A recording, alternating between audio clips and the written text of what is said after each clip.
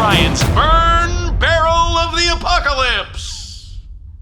Chris Hamel, Gateway Film Center. I haven't seen you in months. You look great, Brian. No, that's just... I love that hat, That is too. factually incorrect. Well, I love my hat, of Yeah? course. Your Seahawks are good.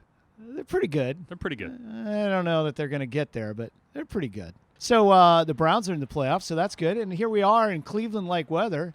The snow right on cue here at the Burn Barrel of the Apocalypse at the radio station. The So snow welcome. is picturesque. It is. It's gorgeous. Do you need a warm-up on your coffee? You know, I'm good right now. Thank you. Okay. Staring at the pot boiling and wondering what it beautiful. tastes like. Yeah. It tastes good. It tastes good. So I've been thinking a lot about you guys at the Gateway this year for self-evident reasons. Sure. It's been a struggle to run any sort of entertainment complex where you want people to come and enjoy and Yes. relax and see a movie. And you guys do such great work. And my first question is, are we okay? Are we going forward with the Gateway Film Center? We're going to survive, and we're going to have your beautiful independent movie house going forward. Well, thank you. And yes, we're going to survive. We're going to make it. You know, the Film Center actually just celebrated its 11th birthday. That's Can you crazy. believe it's been that long? Yeah. Founded in 2009. But yeah, you know, it's a hard year, I think, for all venues everywhere. Mm-hmm. Music gone through the same thing as film.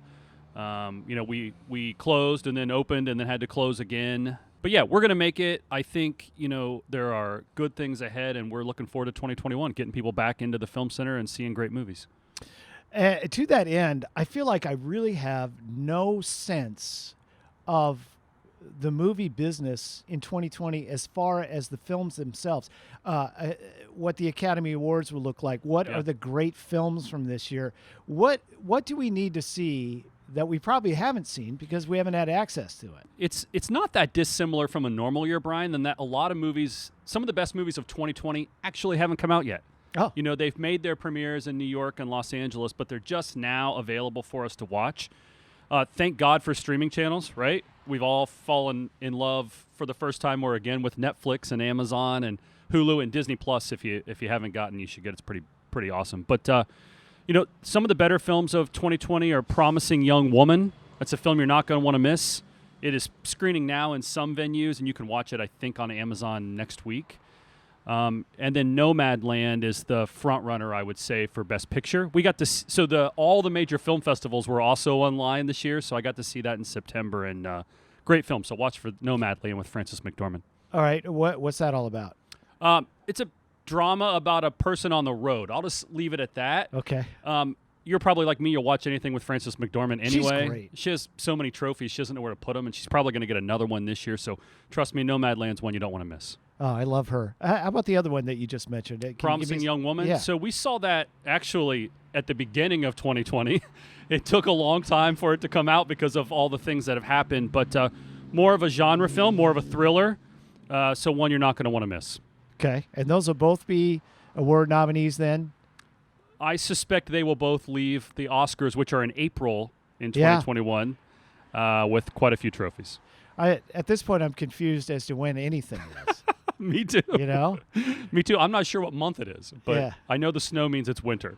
So do you have any sense of some plans going forward? Because the Gateway does such great events like Hitchcocktober and so Yeah. forth. You have any sense of what you'd like to do this year if we could get to a point where you can just throw the doors open without restrictions?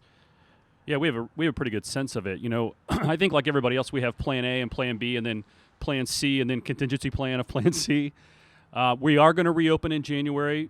We were one of the 25 cities chosen to host the Sundance Film Festival's satellite screening, so that'll be coming up in January. We are going to reopen Oscar night, so people who are watching or listening, if they want to come and experience that big award season gala we host every year, we'll be open Oscar night. And then we're hoping for a late spring, early summer return to normal programming. It may not look exactly like you remember it from 2019, but we'll ramp up. You know, we want to get back open when it's safe. We continue to prioritize safety and health, and so late spring, early summer, we'll be back, and then we'll ramp up. And things like Hitchcocktober that you mentioned that you love, From Book to Film, which is a series people really count on in Columbus, those will return sometime in 2021.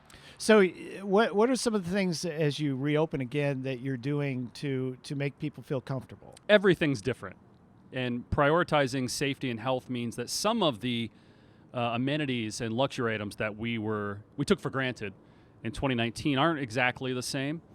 I think the biggest thing is the distance. So, one of the joys of going to a movie theater is sitting in one of those big screening rooms full of people, laughing at the screen, oohing and eyeing at the screen. It's going to be a little bit different. We'll probably open again at about 30% occupancy. And we designed a pod program when we reopened before, not like Invasion of the Body Snatchers pods, but pods where you reserve 2 seats together and then there's no one in front of you, behind you, to your left or to your right. And we'll probably reopen with that thinking again. And then again, as people become vaccinated, as the virus starts to subside, slowly we'll expand back into you getting to watch your next favorite independent film with an audience full of people. So probably no comedies then, because you don't want people just guffawing. Dude, we need comedies right now more than ever. And we need good comedies, not that some of that crap we see on like broadcast television. We need like really good movie theater type comedies where you laugh out loud and there's hundreds of people around you laughing Absolutely. too. We need some joy. Absolutely. And film brings people so much joy. Now, you kind of mentioned it. Your tie-in with Sundance begins January 28th. Of course, the Sundance Film Festival, I've never been, but I have friends that have gone. I know you go and really enjoy it every year out in Park City, Utah, which is gorgeous. So how are they bringing these other theaters, including the Gateway, into the program? Well, first, when you go to the Sundance Film Festival in Utah, it looks kind of like this. Every place you go, it's snowing. Essentially, Brian, it was irresponsible to bring 1 million people to Park City, Utah. Since you've never been there, and I'm guessing some people who are watching haven't been there either, it's about the size of Grandview. Okay. And every year in January, about 1 million people show up. Not 1 million people get into the screenings, but they want to see the celebrities. They want to be part of the party. And, they made a decision, which I think is the right one, that it's just not responsible in the current climate. So they chose 25 North American cities. Columbus was chosen as one of them, and the Film Center was chosen as the host venue here. So we'll get to screen films January 28th through February 3rd, live in person. Lots of amazing, independent, new films, amazing storytellers and artists. So we're so excited. We're so excited to get to be open. And then also, partner with Sundance and bring these great films to Columbus. What are some of the titles you can think of off the top of your head that people? So I can't tell you right now. Oh, okay. I can't tell you the lineup selection until the end of this week. We are sworn to secrecy, but I will tell you there are about 75 films that were selected for this year's Sundance Film Festival. You can watch any of them by buying an online pass, but we really hope you'll come to the Film Center and watch the ones we chose to come to Columbus. Sundance has been a great partner again, and they let us select our choice of the 75 films that we thought played best in our city. So it'll be a mix of dramas, thrillers, and documentaries that'll all be premieres when they show up at the Film Center in late January. I really feel like this is the last few years have been a real renaissance for documentaries. And that's one of my favorite genres. Can you give me even a hint as might there be like a good music documentary coming? Well, there's a great music documentary playing in the Film Center's virtual screening room right now called Zappa. You should go today and watch it. It is a incredible documentary, probably the best one I saw in 2020, and also probably a best documentary nominee, if not winner, in April at the Oscars. So go watch that. There are no music documentaries, I don't think, in the Sundance lineup. But there are some, we live in probably the most politically charged moment, certainly in our lives, maybe in American history. And so that makes documentary storytelling really incredible. And so this will be no exception in this year's lineup. And I will give you this little nugget. The opening night film for Sundance is a documentary, and it is about as timely as you could imagine. So we're standing outside in the snow doing an interview.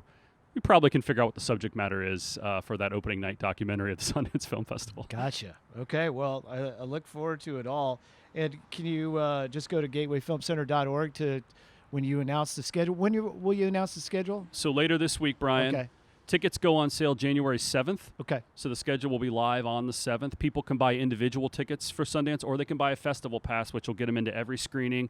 And even though it's not your normal film festival experience at the center, There will still be Q&As with filmmakers. There will be filmmakers here in Columbus who will travel for live Q&As after their films. If you're a storyteller who's invested a big chunk of your life into something, you don't want to miss the opening night. And again, we'll take very specific precautions to keep everybody distanced and safe, but it'll still be great. You get to meet the filmmaker. And there'll be some socially distanced events as well that hopefully we'll see you at, and we know audience members come to expect from the Film Center. So gatewayfilmcenter.org, full schedule tickets, and the full lineup in a couple days. We could bring the burn barrel out. Yeah, we should actually put it out outside. There. It'd be great. We could be standing out there much of the festival doing the same thing. That sounds like an outstanding idea. And the thing I love about the Gateway Film Center is how eclectic you guys are, and you never forget about the tentpole movies, the event movies, the big blockbusters. Yep. That's a part of what you do. Can you think of one or two coming later this year, maybe during the summer with the hot season for those that you're excited about? Well, thanks for mentioning that. We are really about storytellers, and that's not just the ones who do it on a low budget. When you see a movie like, I don't know if you saw Mulan this year, it's on Disney Plus right now. There's like 1,000 people who worked on that film between the cast and the technical folks, and then, of course, the writers and directors. And so, no, I don't want to ignore studio films or blockbuster films. As a matter of fact, I want to make sure you can come see them at the Film Center and then have the right environment to talk about them afterwards. I have no issue ignoring the bad ones. So the ones that you don't want to see, I'm going to watch in advance so you don't have to. Right. That's the value of a curated program. But yeah, later this year, I think there are things that there's some established characters in some of these franchises coming. We're going to finally get Black Widow, the Marvel film I think that a lot of us have been waiting for some time. You're going to get Maverick, which is the long-delayed sequel to Top Gun. Tom Cruise has transitioned. Yeah, we all did because it was supposed to come out last summer. Tom Cruise has transitioned to the to the teacher now at the Top Gun Academy. And then I think the commercial blockbuster I'm looking forward to the most in 2021 is the sequel to A Quiet Place. So I don't know if you saw John Krasinski and Emily Blunt in A Quiet Place a couple of years ago. Mm-mm. They've made a sequel.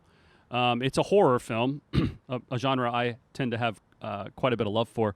But also, the first one was beautifully written, beautifully acted, one of the better horror films of recent years. So there's some blockbusters that audience members probably have heard of, and they can look forward to seeing in 2021.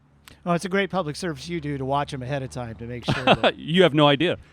So you've probably waded through a lot of how many hours of your life have you spent watching complete garbage, do you think?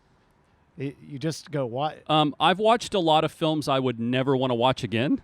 I'll put it to you that way.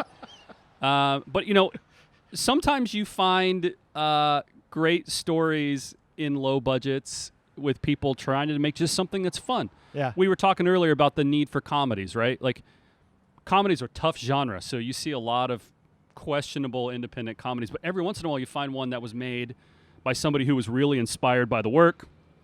Maybe they didn't have a huge budget or big stars, but they turn out something incredible. And so for me, I think it's great. It's like the old days of going to like the record store and you find that EP that you maybe had never seen before or you had never heard of, and you take it home and it's amazing, right? And so for me, it's a lot like that experience, and I don't want to give up that joy, even though sometimes I have to sit through films I don't really want to watch again. It's part of the job. That's right. Well, Chris, I really appreciate you being here, getting us up to speed on the Gateway Film Center. Our fire's kind of dying down there a little bit. It's your timing, man. The snow started when you started talking. The fire dies down when you're about finished. It's pretty impressive. Well, the coffee's boiling if you want some. I'm going to get some. All right. Fair enough. Thank you so much. It's great seeing you, my friend. And gatewayfilmcenter.org. Thank you. It's Brian's Burn Barrel of the Apocalypse.